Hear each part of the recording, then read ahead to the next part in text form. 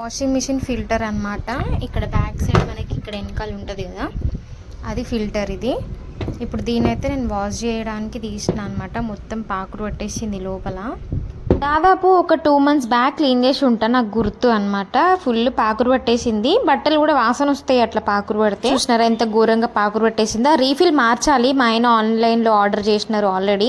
ఇంకా ఇప్పటి వరకు అయితే రాలేదనమాట. ఇంకా ఉన్నదాన్ని క్లీన్ చేద్దామని చెప్పేసి తీసేసిన. ఇంకొకటి గ్లాస్ ట్యూబ్ లాగా ఉంది కదా, అదైతే జాగ్రత్తగా కడగాలి. కింద పడ్డదంటే టక్కుమని ఇరిగిపోతుంది. ఆయన కడుగుతుంటే పైన కోసిపోతుంది కూడా, జాగ్రత్తగా కడగాలి. నేనైతే ఇంకా బ్రష్ తో కడిగేసిన, దాంట్లో ఉన్న పార్ట్స్ అన్ని కడిగేసిన.